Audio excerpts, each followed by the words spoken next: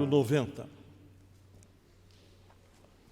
Irmãos, que privilégio Deus nos concede na noite deste dia, de estarmos todos aqui reunidos nesta assembleia solene, sagrada, onde todos nós temos o alto privilégio de ouvirmos o que Deus tem para falar ao nosso coração. Na verdade, meus irmãos, quando nós nos reunimos em culto, muitas vezes nós não nos apercebemos do que realmente está acontecendo. Em primeiro lugar, o fato de que ninguém veio aqui voluntariamente. Não existem adoradores voluntários. Todos nós somos adoradores vocacionados.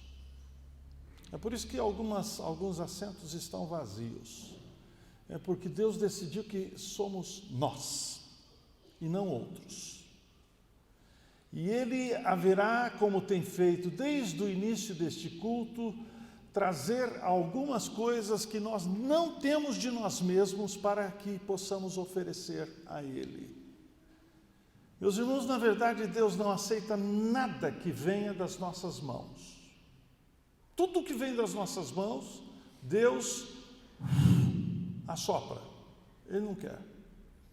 Porque as nossas mãos estão manchadas. Nós somos pecadores. O pecado produziu uma corrupção profunda em todos nós. O que está acontecendo conosco na noite deste dia é mais ou menos aquilo que nós encontramos na oração no Antigo Testamento, quando Davi diz assim: das tuas mãos tu damos. Deus antes nos dá para que a Ele voltemos e ofereçamos. Nem as nossas orações, porque a Bíblia diz que nós não sabemos orar como convém, não é mesmo? Eu de vez em quando tenho ouvido orações que são verdadeiras heresias. Mas a Bíblia diz que o Espírito de Deus intercede por nós sobremaneira como gemidos inexprimíveis. Deus não aceitou o cântico do coral porque vocês ensaiaram bonito, cantam bonito sim, é verdade, vozes muito bonitas, lindas, mas não foi por isso não. Foi porque Jesus afirma, e nós encontramos esta afirmação na carta aos Hebreus, que Ele cantará os louvores do seu Pai no meio da congregação, e Ele cantou na nossa boca hoje à noite. As nossas orações a gente sempre termina assim: em nome de Jesus, amém. Ele aceita porque Jesus orou na nossa boca. O conteúdo de nossa oração é Cristo. Nós imaginávamos que nós tínhamos, viríamos na noite deste dia ouvir um pastor lá de Belo Horizonte. Ledo engano. Porque também na carta aos Hebreus nos é afirmado que o Senhor Jesus Cristo proclamará a mensagem de Deus através da boca do seu arauto. Portanto, é o que disse um dos reformadores, que se Deus quiser abençoar uma igreja, Ele colocará no púlpito desta igreja um pastor fiel à sua palavra, um dispenseiro fiel. Mas se Ele quiser amaldiçoar uma igreja, Ele vai colocar no púlpito desta igreja um pastor criativo. Que Deus, na noite deste dia, nos conceda que o seu arauto, esta boca que profere a sua palavra, seja fiel a ela. Diante de nós o Salmo de número 90. O Salmo de número 90 é o único salmo do saltério escrito, ou, na verdade não foi escrito, ele foi composto por Moisés. É bem provável que Moisés tenha composto 2 salmos. Um está aqui diante de nós, o outro provavelmente esteja no livro de Deuteronômio. Você sabe muito bem que Moisés foi o escritor mais abundante do Antigo Testamento. Ele escreveu nada mais, nada menos do que o Pentateuco todo. Aqui está, portanto, o único salmo composto por Moisés, e o compõe na parte final da sua vida. Ele viveu só 120 anos, mas ele não morreu velho, não. Ele morreu ainda muito cheio de energia. Este salmo é o primeiro salmo do 4º livro dos Salmos. Você sabe muito bem que o livro dos Salmos é composto de 5 livros. E cada um dos livros, ele é correlato, correspondente a um dos livros do Pentateuco. O primeiro livro dos Salmos é relativo ao primeiro livro do Pentateuco, Gênesis, portanto, e assim por diante. Aqui nós temos o primeiro salmo do 4º livro dos Salmos, que é composto de 16 salmos.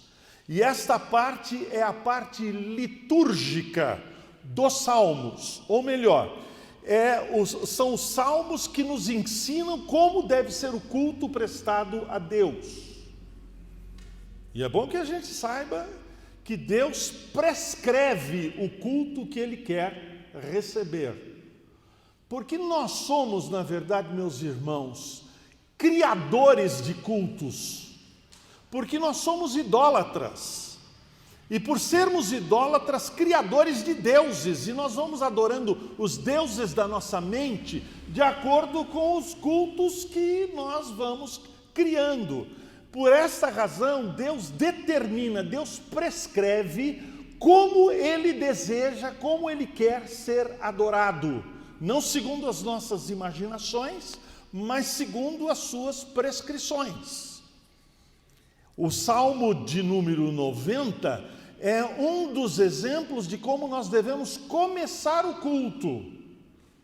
Nosso culto começa, Senhor. O nosso culto não começa com saudações pessoais.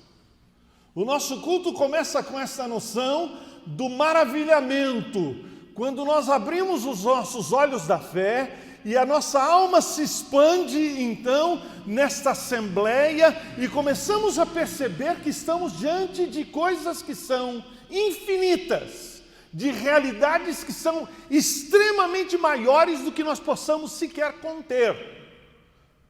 Deus não pode ser posto infinitos. Deus é infinito ou não finito. Todas as vezes que nós tentamos colocar Deus numa caixinha, ou melhor, quando nós tentamos colocar Deus nas nossas imaginações, ou naquilo que nós colocamos em palavras a respeito de Deus, muitas vezes nós fazemos exatamente isto. Por isso esse salmo nos chama em primeiro lugar, a um senso de maravilhamento, quando estamos estupefatos, boquiabertos, diante de realidades espirituais que nos tangem na noite deste dia. Este salmo foi escrito, como eu disse, na parte final da vida de Moisés. Como eu afirmei, ele viveu 120 anos e a vida dele foi dividida em 3 etapas de 40 anos. A primeira etapa, quando ele foi tirado das águas, por isso que ele se chama Moisés, o nome Moisés significa exatamente isso, tirado das águas, e ele vai viver então nababescamente, num império, provavelmente o império mais rico de toda a antiguidade. Ele vive em berço de ouro. Ele é chamado, portanto, e considerado como filho da filha de Faraó, a mais alta a mais elevada autoridade da antiguidade. Vive 40 anos, portanto, este primeiro pedaço, deitado em berço de ouro, educado no melhor da cultura da época. Provavelmente Moisés fala cerca de 5 línguas diferentes. Tal é a extensão do império egípcio. Até que um dia, reconhecendo, sabendo que corre nas suas veias sangue judeu, ele vê um dos seus patrícios ser maltratado por um egípcio, e ele então toma a justiça nas suas próprias mãos e mata o egípcio. Imagina que tinha cometido o crime perfeito. Enterra o egípcio na areia. Qual o quê? Não muito depois destes dias, ele é descoberto e a ira de Faraó cai sobre ele. E ele não tem outra alternativa senão fugir. E começam então os segundo 40 anos da vida de Moisés. Ele vai para o deserto de Midian e ali ele, 40 anos, solteirão, um guapo rapaz, provavelmente uma pessoa muito bonita, né?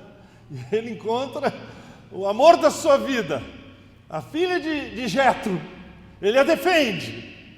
E não passam muitos dias e ele se casa com a delícia dos seus olhos. Começa então a viver tal qual a profissão do seu sogro, Jetro, pastor de ovelhas. E é o seminário de Moisés. Ele aprende a ser pastor de gente, pastoreando ovelhas. É muito encontrar disso ali, até hoje. É muito encontrar disso no deserto de Midian, como também em alguns outros desertos daquela região. Um fenômeno muito que acontece praticamente todos os dias. Quando o vento sopra os espinheiros, desarraigados da terra, soprados, portanto, na areia escaldante, esses espinheiros ficam tórridos, ficam ressequidos, e por causa do atrito na areia, produz combustão. E aí então, uma coisa interessante, pega fogo e faz assim, e consome, vira pó. Mas de repente ele vê um espinheiro, ele vê uma sarça, que pega fogo, e para seu espanto, não se consome. Maior é o seu espanto, porque ele quer saber daquele fenômeno, e ele se aproxima, e então uma voz: tira a sandália dos teus pés, porque o lugar em que estás é terra santa.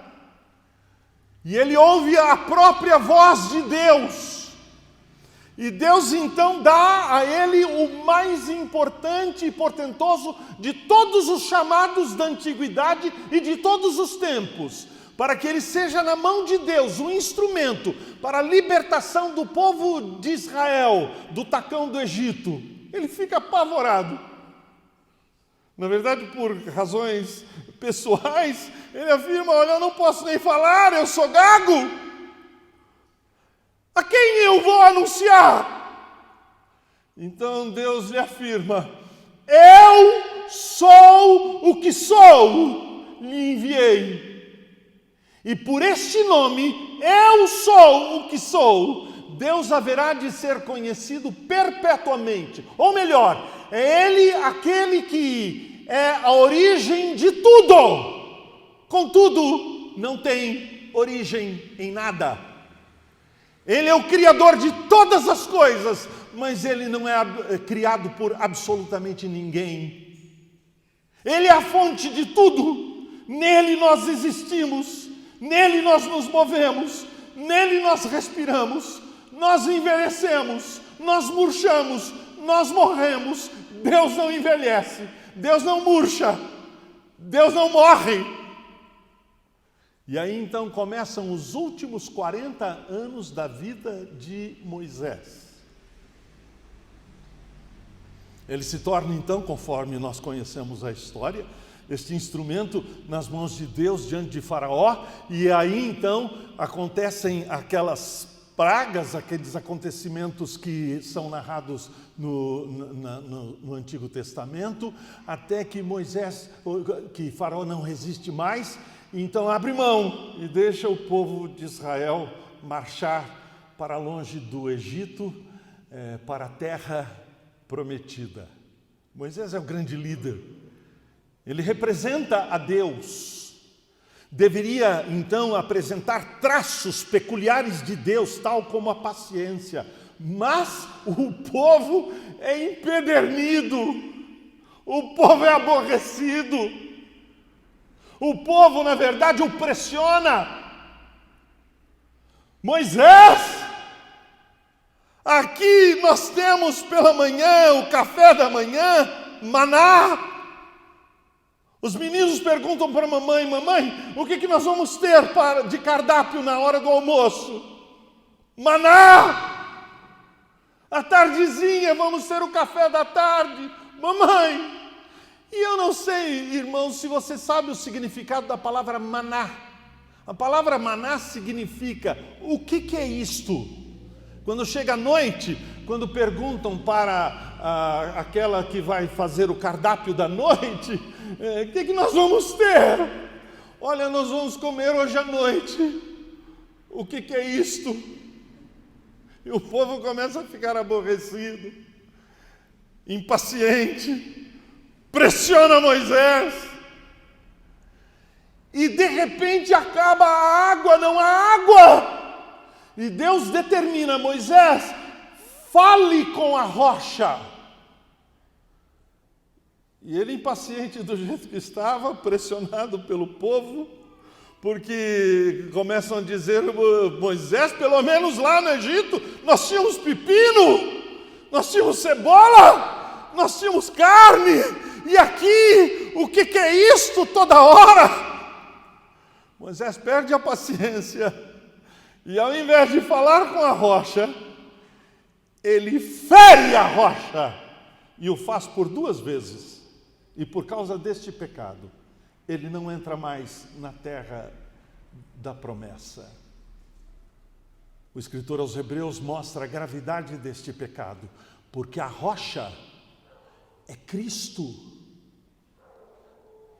Deus então permite que ele suba a um alto monte, e ali daquele monte ele divise as cercanias de Jericó, que é a cidade mais antiga da civilização humana. Até hoje, descobriram 27 camadas diferentes de civilizações. É a cidade, portanto, mais antiga da civilização humana. Ali nas cercanias do Rio Jordão, quando ele praticamente se esgota e deságua no Mar Morto. Tudo verdejante ao derredor, mas um pouco a seguir, o deserto de Judá, tórrido. E ele pede: ó Deus, deixa que eu entre, deixa eu entrar na terra prometida. E Deus diz para ele assim: acabou o recreio, volta para casa.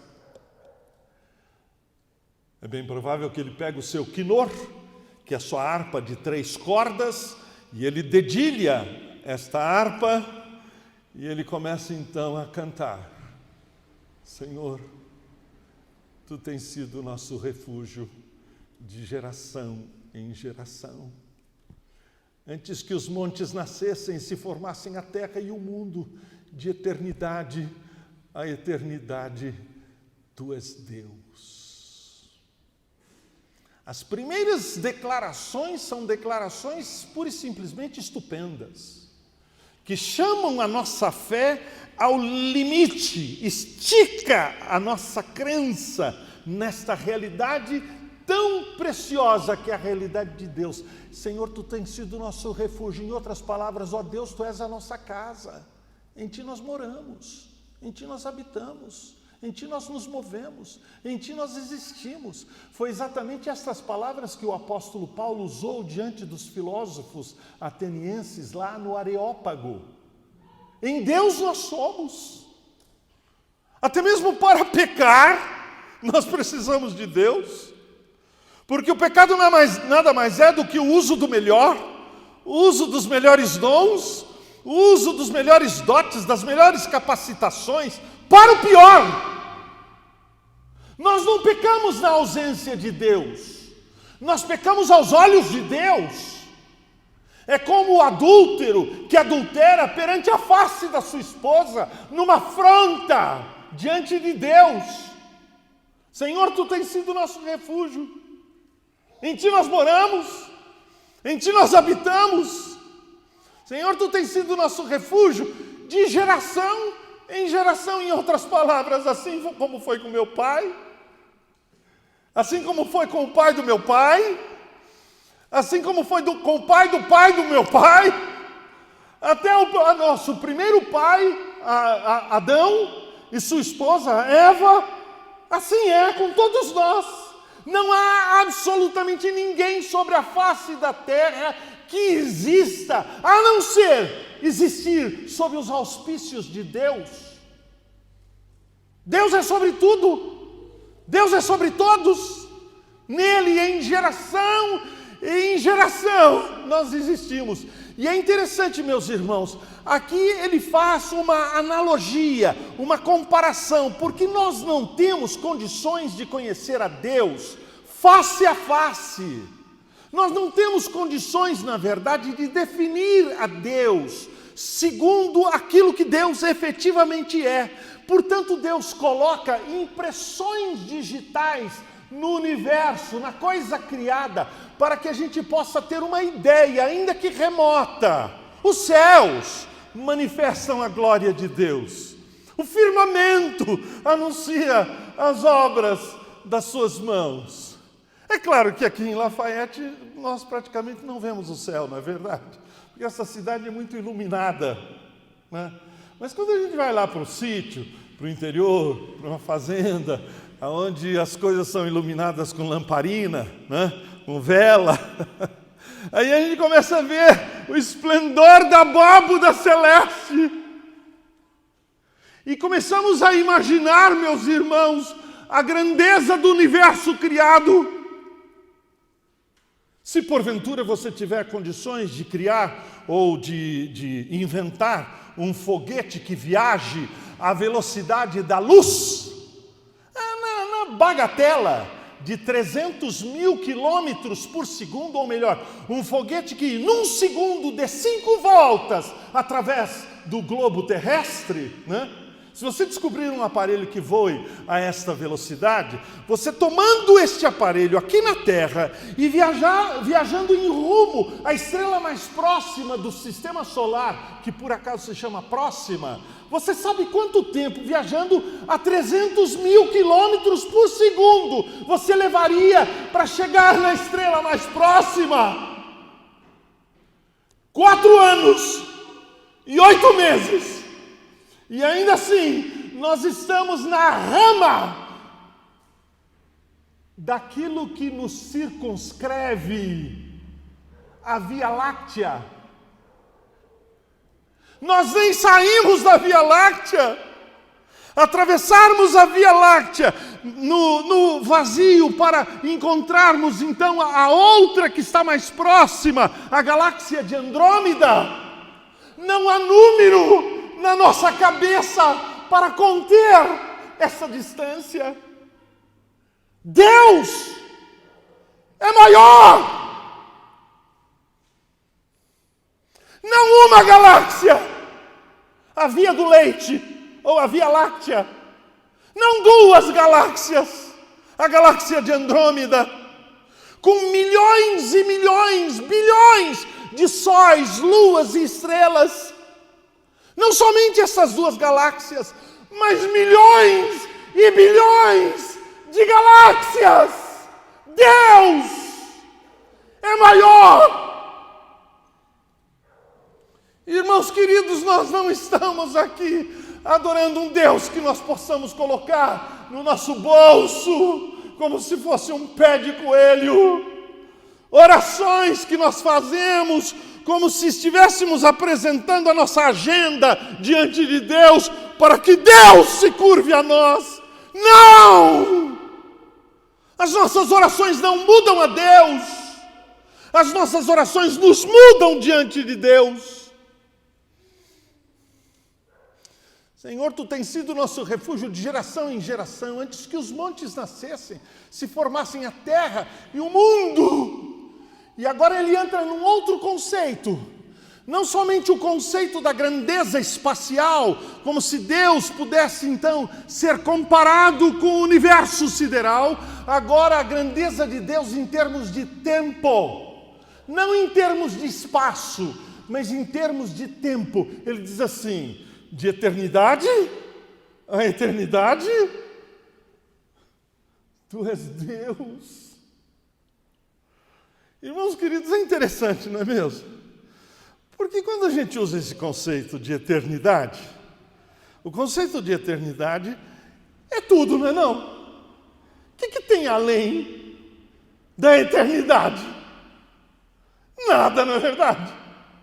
Mas sabe de uma coisa? Nem Moisés consegue abarcar o conceito.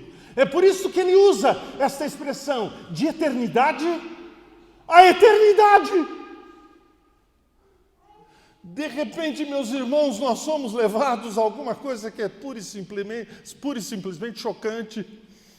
Porque enquanto nós temos, na verdade, o macro, de repente, nós encaramos o micro. Olha só como Moisés coloca. Ele diz assim: tu reduzes o homem ao pó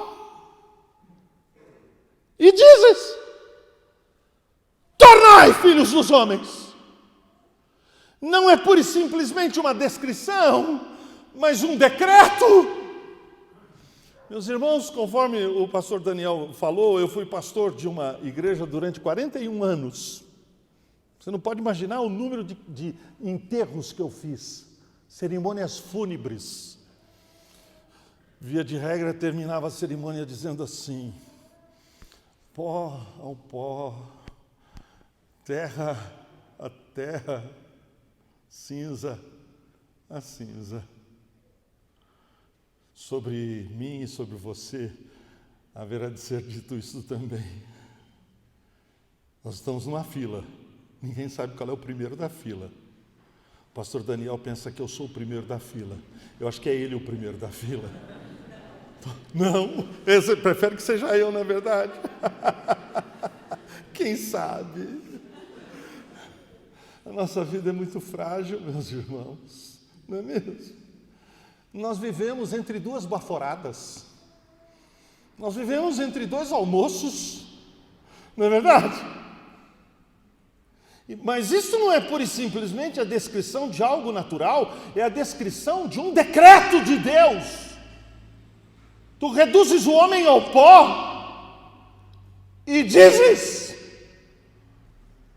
tornai filhos dos homens. Mesmo que nós vivêssemos 1000 anos, né?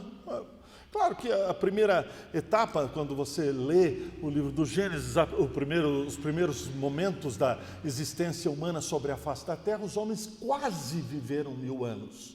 Era o limite de Deus, né? Lembra? Matusalém quase chegou lá. Mas por causa da multiplicidade e da iniquidade do coração humano, Deus, em primeiro lugar, a primeira redução, ele reduz para 100 anos. 100 anos. Depois ele reduz para 70 anos. E havendo vigor, 80. Alguém chegou para mim e falou assim: reverendo, quantos anos o senhor tem?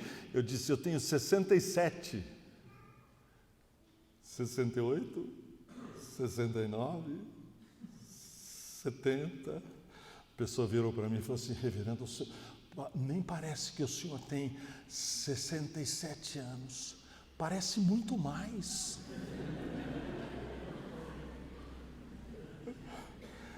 Eu estou vendo algumas pessoas aqui, poucas pessoas hoje de cabelos brancos, né? Voou, né? Passou depressa. Não. Mesmo que vivêssemos 1000 anos, 1000 anos, é como o dia de ontem que se foi aos olhos de Deus, como a vigília da noite. E aí então ele nos mostra como ele nos tirará da face da terra. Olha só, existem dois meios. Olha quais são os dois meios. Ele diz assim: tu os arrastas na torrente, são como um sono. É assim não, são os tsunamis da vida, são os acidentes, quando a gente menos espera, né? Me despedi da minha filha antes de começar esta viagem aqui, né? E ela disse: papai, cuidado, as nossas estradas são boas, né? Pouco tempo atrás, eu fui tirar das ferragens do carro 4 pessoas, pai, mãe e 2 filhas. E é assim. Não dá tempo da gente pôr o pé no chão. São os tsunamis da vida. São circunstâncias que estão fora dos nossos controles. Ou então, uma outra coisa. Olha só como ele diz. Olha só. Ele diz assim, como a relva que floresce de madrugada viceja e floresce, à tarde murcha e seca. É assim mesmo, não é não? Ó, o ciclo da vida. Os cientistas estão dizendo que o apogeu da existência é aos 16 anos. 16 anos. Depois é o Cabo da Boa Esperança. 16 anos você está no apogeu, daí para frente, envelhecendo. A Bíblia diz que a vida é como um conto ligeiro. Isso me faz lembrar da minha avó. A vovó que era contadora de histórias, ela sabia contar história. A gente morava em São Caetano do Sul. E São Caetano do Sul é uma cidade fria e úmida. Quando faz frio, dói o osso. E aí então a cama parece que vira uma pedra de gelo. Sabe o que a vovó fazia? Ela passava a cama a ferro. Ele esquentava a nossa cama a ferro. Quando estava quentinha, ela dizia assim, está quente. E a gente vinha e tchibum. Aí ela sentava do nosso lado, do meu lado, do lado dos meus irmãos, da minha irmã, e ela contava as suas histórias. Terminava sempre assim, acabou a história, morreu Vitória. Quem quiser que conte outra. E a gente dizia para a vovó, conta outra, porque a vida é assim, não é não, queridos? É um conto ligeiro, passou depressa. De repente, somos introduzidos ao evangelho do evangelho.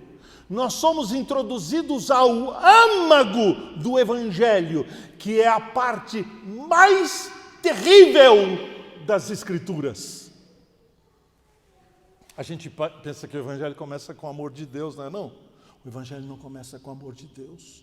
O Evangelho começa com a ira de Deus. Veja só como ele apresenta o Evangelho. E eu vou ler rapidinho para não assustar vocês. Ele diz assim, olha só. Pois somos consumidos pela tua ira, pelo teu furor conturbados, diante de ti puseste as nossas iniquidades e sob a luz do teu rosto os nossos pecados ocultos, pois todos os nossos dias se passam na tua ira, acabam-se os nossos anos como um breve pensamento, os dias da nossa vida sobem a 70 anos ou em havendo vigor, a 80, neste caso o melhor deles é canseiro e enfado, porque tudo passa rapidamente e nós voamos. Quem conhece o poder da tua ira e a tua cólera, segundo o temor que te é devido, ensina-nos a contar os nossos dias para que alcancemos coração sábio. Eu li rápido para não nos assustar. Meus irmãos, estamos diante de uma realidade insofismável. O apóstolo Paulo, escrever a sua carta aos Romanos, começa exatamente com este conceito. A ira de Deus se revela do céu contra toda impiedade e injustiça dos homens. E impiedade, rompeu-se a relação para com Deus. Injustiça, a consequência do rompimento da nossa relação para com Deus. E não precisa, meus irmãos, muito argumento para provar o que estou, na verdade, a declarar. Como resolver este enigma? Como resolver este problema existencial sobre a ira de Deus, a santa ira de Deus? Porque muitas vezes, meus irmãos, nós temos a impressão de que Deus é uma espécie assim de Papai Noel celestial. E que Ele, bonachão como é, vai passar a mão na nossa cabeça e vai dizer: você, pecador, que vive longe de Deus, que vive como se Deus não existisse, Não tem problema nenhum. No final, tudo é Papai Noel. Meus irmãos, aqui nós temos o enigma dos enigmas. Porque se porventura este Deus é um Deus bonachão, e Ele resolve os problemas, na verdade, conspurcando a si mesmo, maculando a si mesmo, não levando em conta a sua justiça, não é este Deus que eu quero adorar. O problema, na verdade, meus irmãos, é a consistência do caráter de Deus com a sua justiça e com o perdão. Porque se Deus é justo e justifica o injusto, não é justo. É como aquele juiz lá de Curitiba, que vê os autos do processo, lê os autos do processo, e ele, na verdade, considera o réu culpado. E ele, então, passa a mão na cabeça do réu. Esse juiz seria tão ou mais corrupto do que o réu. O problema do Evangelho, meus irmãos, é que o Evangelho se confronta com a consistência do caráter de Deus. Se Deus é justo, Ele precisa fazer justiça. Então, somos levados, meus irmãos, ao mistério. O mistério é que Deus é justo e Ele justifica o injusto de uma forma justa. Ele não encontrou uma nesga de justiça em você. Ele não encontrou um traço sequer de amor em você, para que porventura Ele venha se inclinar a você. Não, jamais! Mas então, aquilo que não era possível para os homens, tornou-se possível para Deus. Porque se Deus não pode encontrar justiça em nós, se Deus não pode encontrar amor em você, Ele fez o seguinte: Ele proveu justiça fora de você. Ele proveu amor fora de você. Para com a justiça que Ele proveu fora de você, você fosse justificado.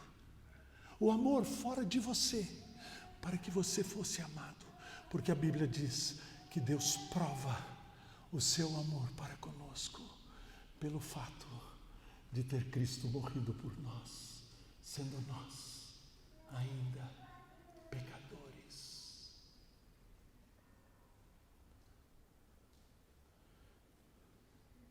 Deus não justificou você porque você seja justo. Não há um justo, nenhum sequer. Todos a uma se corromperam e se fizeram inúteis. Não há quem entenda, não há quem faça o bem. Estamos mortos nos nossos delitos e pecados, cegos para as coisas espirituais. Mas Deus então, em Cristo, proveu o que nós não temos em nós mesmos: justiça. Ele não fez você justo, Ele declarou você justo pela justiça de um outro alguém. Sem Jesus, meus irmãos, não somos nada. Sem Jesus não há justiça. Sem Jesus você vai ter que pagar os seus pecados, na verdade por você mesmo, mas em Jesus a justiça de um outro alguém é contada em seu lugar. Que história mais maravilhosa do que esta? A boa notícia, fora de você.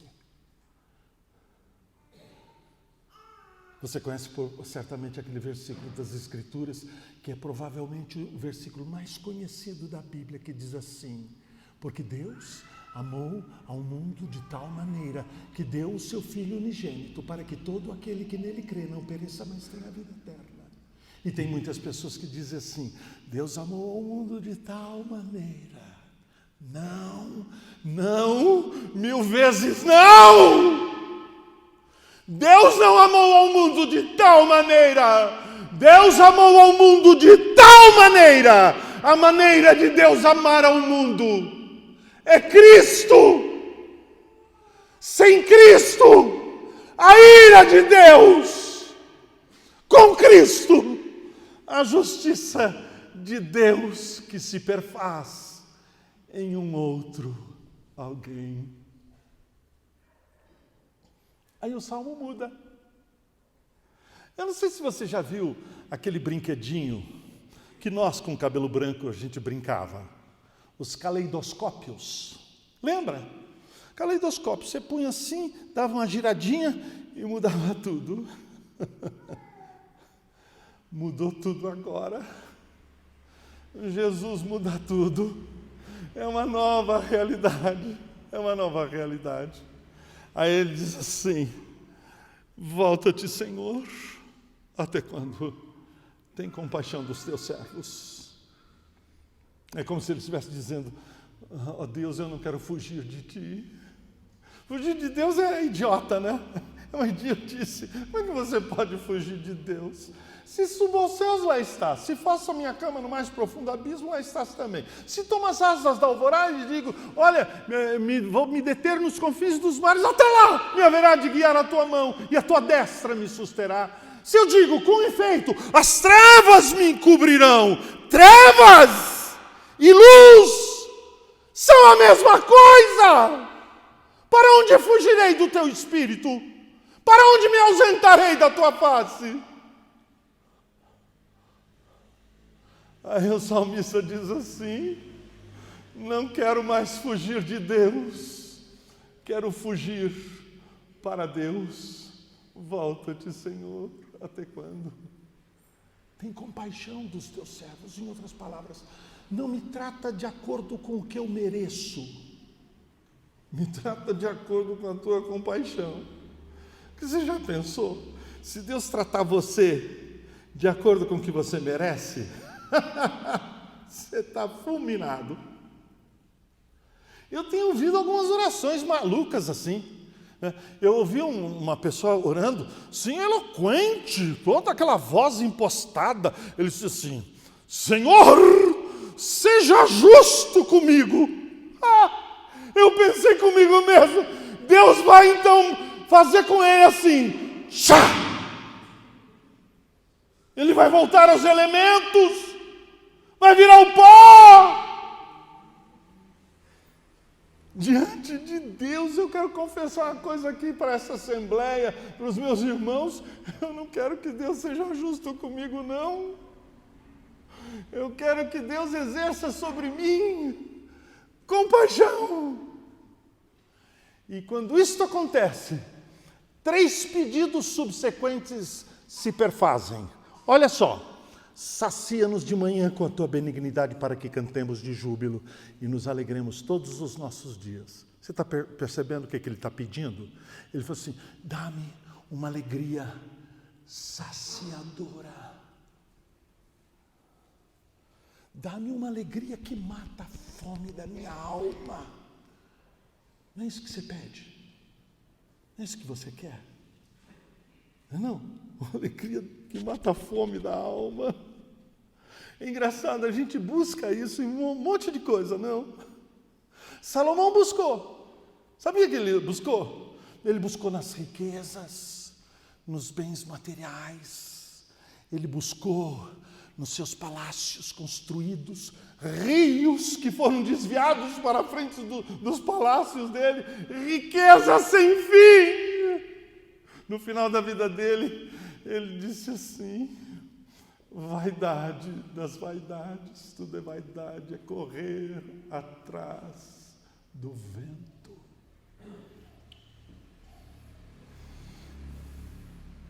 Salomão buscou alegria saciadora através de conhecimento, PhD, diplomas, doutorados. No final da vida dele, escreve um versículo que os meus filhos, quando eram adolescentes, amavam este versículo, que diz assim: o muito estudar é canseira e enfado da carne. Sabe outra coisa que Salomão procurou? Alegria, sabe do quê? Procurou saciar a fome da sua alma. Sexo. Ele tinha, sabe quantas mulheres? 700 mulheres, 300 concubinas. Eu não sei como é que ele dava conta de tanta sogra. É verdade. Irmãos queridos, Salomão provavelmente não trocou uma noite sequer. Nunca repetiu. Mas a ironia é que provavelmente ele amou uma que não o amou. Que ironia! No final da vida dele, ele disse assim: diante de todas as mulheres, nenhuma. Por quê? As mulheres não têm valor? Não, é porque ele não viveu com espontaneidade junto a uma mulher. Ele se aproveitou das mulheres. Então eu quero dizer só uma coisa que pode saciar a fome da nossa alma, é Jesus.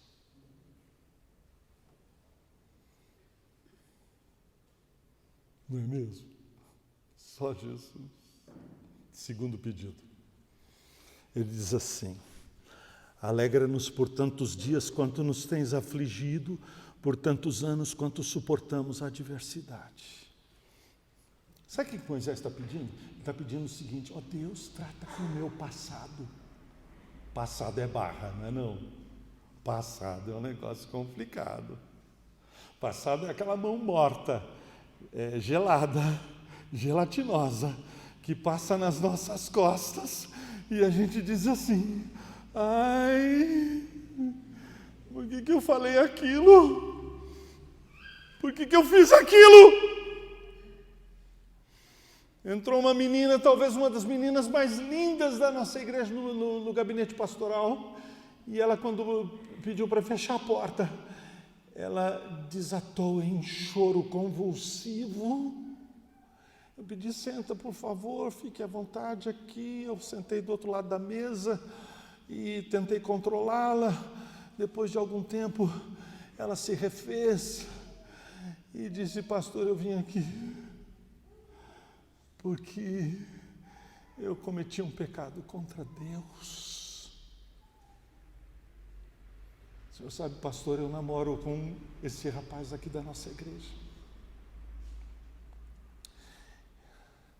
E nós decidimos ir para um motel. E eu fui com ele. E pastor, eu fiquei grávida. Pastor, eu estou arrependida. Eu vou assumir todas as consequências do meu pecado.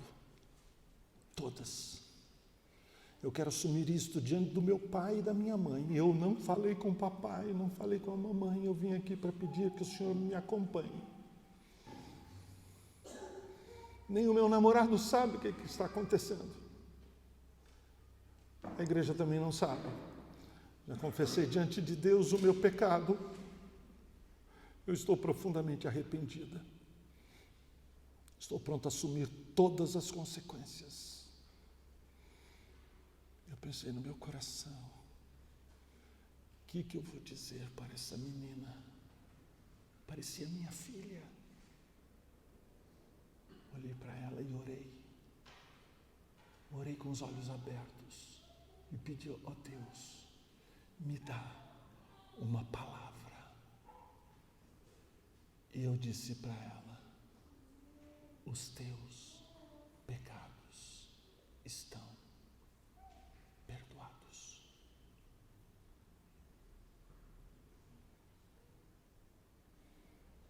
Meus irmãos, não existe psiquiatra neste mundo, não existe antidepressivo neste mundo, não existe nada neste mundo que possa dizer para nós os teus pecados estão perdoados. Mas Jesus pode. Ele é especialista em perdoar pecados, porque Ele tomou sobre si as nossas culpas. O castigo que nos traz a paz foi colocado sobre Ele, e pelas suas pisaduras nós fomos sarados. Terceira coisa, terceiro pedido é este: aos teus servos apareçam as tuas obras, e a seus filhos a tua glória. Seja sobre nós a graça do Senhor nosso Deus. Confirma sobre nós a obra das nossas mãos. Sim, confirma a obra das nossas mãos. Em outras palavras, Ele está pedindo assim: ó Deus, eu quero me parecer contigo.